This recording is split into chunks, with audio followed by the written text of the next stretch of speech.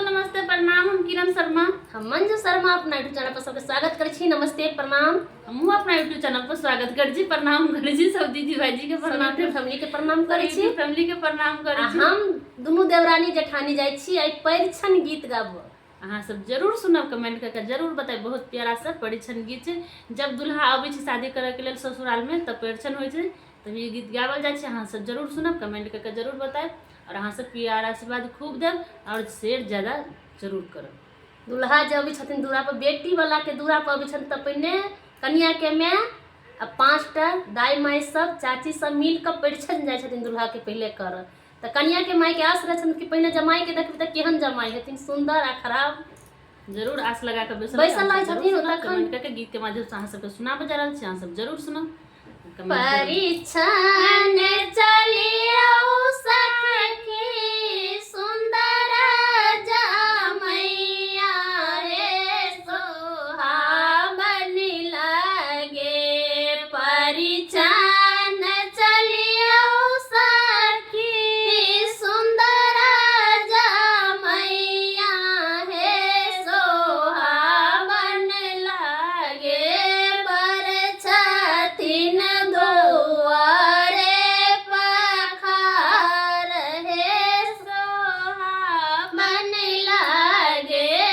बरछथिन दुआरे पखार हे सोहाबन लगे।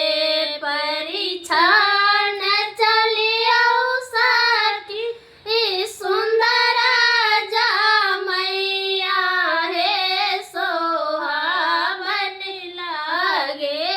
बरछथिन दुआरे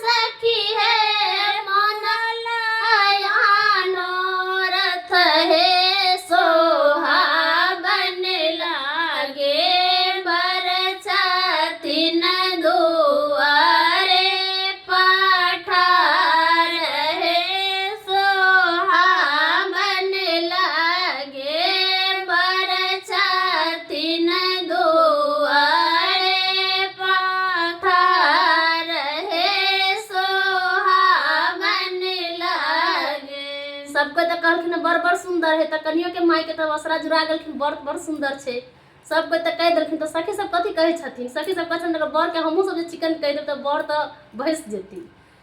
त सखी सब सभे मिला के कहे छथिन अगे माई अते सुंदर दुल्हा के काजरो नहीं, अगे माई एहन सुंदर दुल्हा के काजरो नहीं, हुनका मामी बेलुरिया के लुरियो नहीं, हुनका अम्मा बेलुरिया के लुरियो नहीं, अगे माई एहन सुंदर दुल्हा के चनानो नहीं, अगे माई एते सुंदर दुल्हा के लोनो नहीं, हुनका भाभी